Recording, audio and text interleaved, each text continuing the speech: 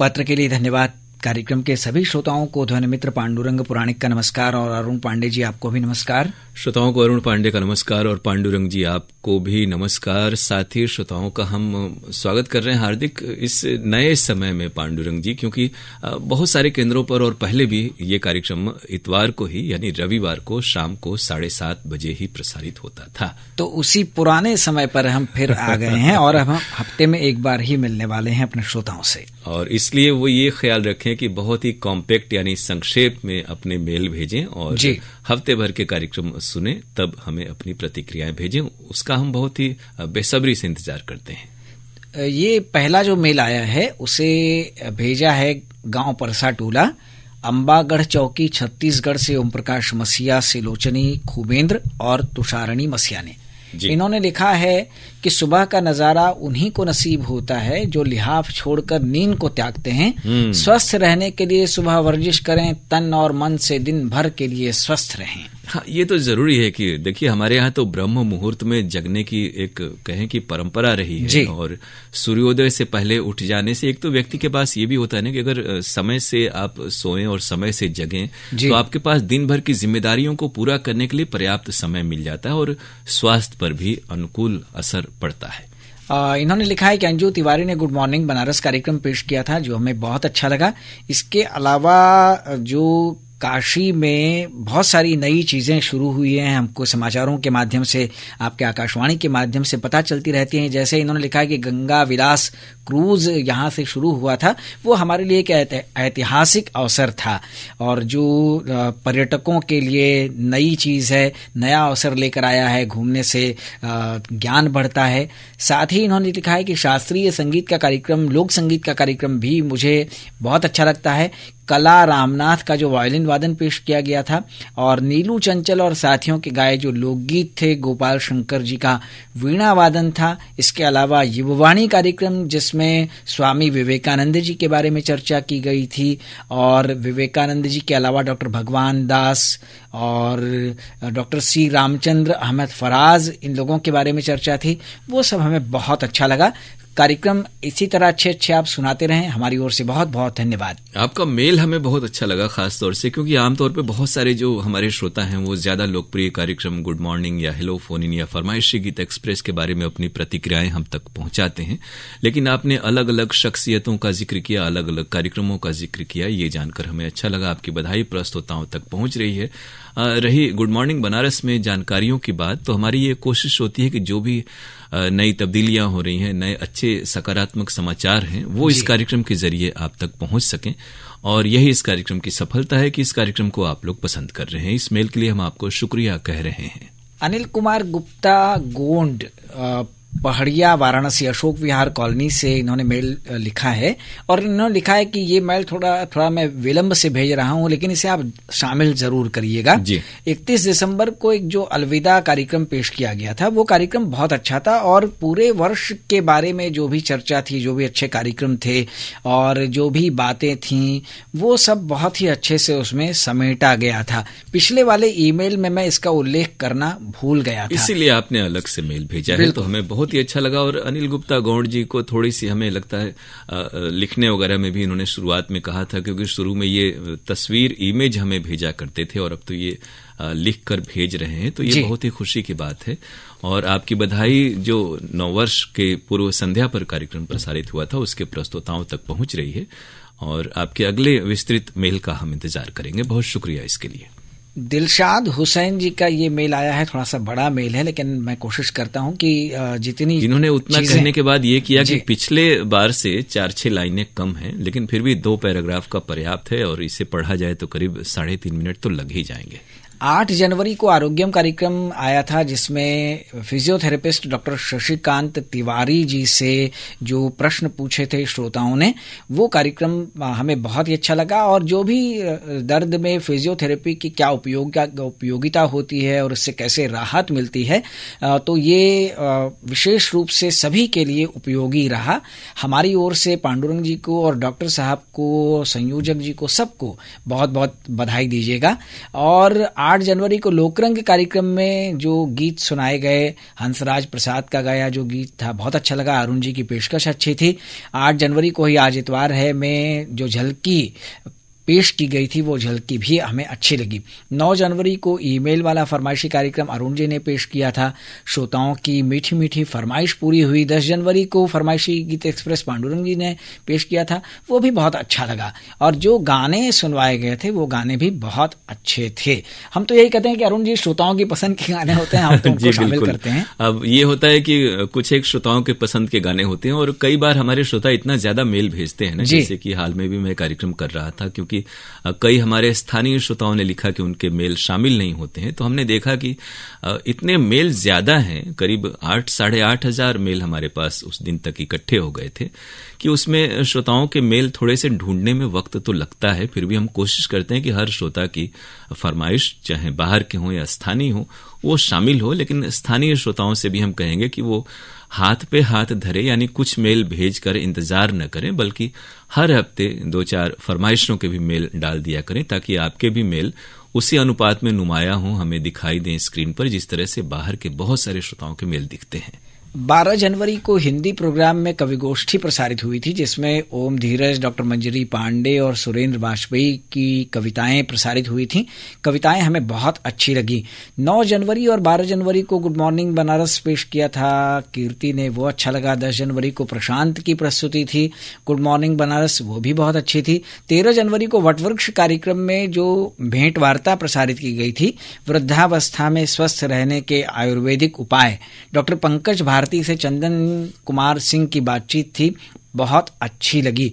और इन्होंने लिखा कि गुड मॉर्निंग बनारस कार्यक्रम बहुत अच्छा है, इसमें जो चीजें होती हैं वो थोड़ी सामग्री और कसी हुई रहे तो और अच्छा लगेगा। तो हाल के दिनों में कई श्रोताओं ने इस बारे में लिखा है। हम प्रयास कर रहे हैं, अब तो जैसे दिन का उजाला भी हो जाता है जब तक ये कार्यक्रम प्रसारित होता है, तो बहुत सारी अद्यतन सूचनाएं हमारे साथ ही इकट्ठा कर पाते हैं, और इन दिनों वो कार्यक्रम हाल के पहले की अपेक्षा बेहतर भी हो रहे हैं। आप हमें जरूर बताइएगा कि कार्यक्रम में जिस तरह की तब्दीली आपको मिल रही है वो कैसी लग रही है। इस मेल में आपने जिन तमाम कार्यक्रमों का उल्लेख किया, आपकी बधाई हमारे साथियों तक पहुंच रही, विशेषज्ञों तक पहुंच रही है, और इस मेल के लिए हम आपको शुक्रिया कह रहे हैं। ये जो मेल हमें भेजा है रतिनाथ त्रिपाठी जी ने भेजा है, कोटवा कपिलधारा सराय मोहना वाराणसी से। इन्होंने लिखा है कि शनिवार को फोन इन कार्यक्रम 2 भागों में होने के कारण 5-7 मिनट पहले ही खत्म हो जाता है, जिससे और लोगों को मौका नहीं मिल पाता है। और कुछ विचार शून्य लोग हर सप्ताह फोन मिलाते हैं और आप सहर्ष उनको शामिल भी कर लेते हैं, जिससे उनका मन बढ़ जाता है। मैं फोन महीनों से मिला रहा हूं, कभी कभी 1 महीने बाद मिलाना शुरू करता हूं, तो कभी मिलता है कभी नहीं मिल पाता है। दूसरी बात इन्होंने लिखा है कि ईमेल वाला और व्हाट्सएप वाला कार्यक्रम किस दिन होता है, आप वो हमें जरूर बताने की कोशिश कीजिए, कृपा करिए। और मैं कोशिश कर रहा हूं कि लैपटॉप से आप तक अपनी बातें पहुंचाऊं। तो इस कोशिश में आप कामयाब हों, आपका अच्छा सा मेल मिला, हम आपको शुक्रिया करें। रही बात उस कार्यक्रम की जो आपने कहा कि हेलो फोन इन फरमाइश के बारे में, तो अभी जो धारावाहिक स्वराज चल रहा है, हमारी भी मंशा यही होती है कि आपको वो 1 घंटे पूरा एक साथ कार्यक्रम सुनाई दे। तो जब तक ये धारावाहिक है तब तक ये कार्यक्रम 2 भागों में करना पड़ रहा है, क्योंकि 12:30 का समय लोक संगीत और सुगम संगीत के लिए निर्धारित है, इस कारण से ऐसा हो रहा है। और चूंकि आमतौर पर 2.5-3 मिनट विज्ञापन भी होते हैं कार्यक्रमों में, इसलिए हम लोग को क्लोजिंग थोड़ी सी पहले करनी पड़ती है कि किसी दिवस विशेष में अगर विज्ञापन आए तो आपको कॉल पूरे सुनाई दें। और जहां तक कुछ श्रोताओं के बार बार फोन करने की बात है और आपका नहीं लगने की बात है, तो हम आपको ये बताएं कि हमारा जो कंसोल है फोन इन कार्यक्रम का, तो उसमें हमारी जानिब से कुछ किया नहीं जा सकता। और श्रोता जब फोन करते हैं तो हमें उनसे बात करनी ही होती है, हम उन्हें मना भी नहीं कर सकते, क्योंकि उस कार्यक्रम का प्रारूप ऐसा है कि जो भी श्रोता हमें फोन करते हैं हम रिकॉर्डिंग करते हैं और उनकी फरमाइश पूरी करते हैं। रही बात, हमें ये लग रहा है कि आप 1-2 बार प्रयास करके और जब इंगेज आपको मिलता होगा तो आप रुक जाते हैं, तो ये ना करें, क्योंकि एक श्रोता से जब 2.5-3 मिनट 2 मिनट बात होती है तो दूसरे बाकी श्रोताओं को इंगेज टोन मिलता है, या फिर कई बार घंटी की आवाज सुनाई देती है। तो थोड़ा सा आप इसके बावजूद भी 10-12 मिनट प्रयास करें, तो नए नए भी श्रोताओं के कॉल लग रहे हैं और आपका भी कॉल लगेगा, हम इससे उम्मीद करते हैं। तो बहुत सारी शुभकामनाएं और शुक्रिया इस मेल के लिए। और अरुण जी, जैसे व्हाट्सएप वाला कार्यक्रम और ईमेल वाला कार्यक्रम इन्होंने पूछा, क्योंकि ये कह रहे हैं कि कभी कभी और थोड़ा सा अभी ये भी हो जा रहा है कि हमारे जो व्हाट्सएप वाला फोन है उसके कारण भी अब हम आपको थोड़ा सा इन दिनों व्हाट्सएप के कार्यक्रमों में थोड़ी सी दिक्कत आ रही है। उम्मीद करते हैं जल्दी ही ठीक भी हो जाएगा वो। और जहां तक इन्होंने पूछा है पांडुरंग जी कि हमारे यहाँ फरमाइशी गीत एक्सप्रेस या व्हाट्सएप वाले हैं, तो ये हम इनको कहें कि जो ईमेल वाली फरमाइश का कार्यक्रम है वो चूंकि लाइव नहीं होता है, तो उसमें आप अपनी फरमाइशें खतों की तरह भेजें और वो कार्यक्रम आएगा, आप उसे सुनेंगे।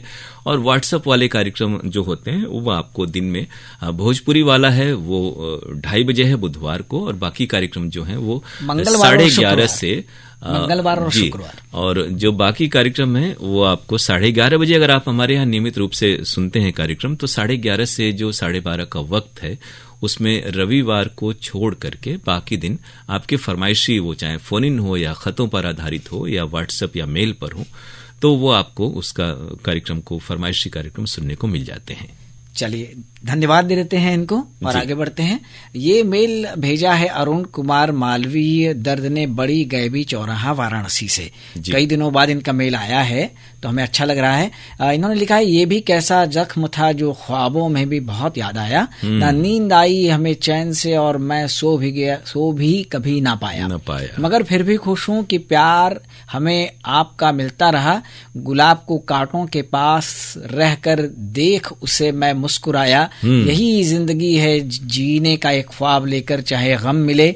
कौन है इस दुनिया में जिसने कभी तकलीफ ना उठाया। बिल्कुल, आपने सही बात कही। सुख दुख जीवन में जिस तरह से धूप छांव और मौसम बदलते रहते हैं, तो जीवन में ये जो परिस्थितियां आती हैं, कभी सकारात्मक और कभी हमारे लिए प्रतिकूल होती हैं, लेकिन वही हमें सीख दे जाती हैं। वही अरुण मालवीय जी हमें मजबूत भी बनाती हैं। तो हम समझते हैं कि आपकी सेहत पहले के मुताबिक जो कान में सुनने वाली बात थी, क्योंकि आप सुनेंगे तभी आप हमारे कार्यक्रमों के बारे में लिख पाएंगे और भाग ले पाएंगे। इन्होंने लिखा है कि मेरी श्रवण शक्ति को गए लगभग 1 साल से ज्यादा समय बीत गया है, लेकिन थोड़ी बहुत आवाज मैं कभी कभी सुन पाता हूं, और वो रेडियो के जरिए ही कान से लगाता हूं तब सुन पाता हूं, और जिसमें आप दोनों की आवाज मुझे बहुत अच्छे से सुनाई पड़ जाती है। आप लोग क्या बोल रहे हैं और रेडियो से क्या सूचना आ रही है वो मैं धीरे धीरे सुनने की कोशिश करता हूं, और कोशिश मेरी कामयाब होती नजर आती है। एक इन्होंने लिखा है कि आप दोनों इस स्थिति में भी और आकाशवाणी के लोग इस स्थिति में भी हमसे जुड़े हुए हैं, ये हमें बहुत अच्छा लग रहा है।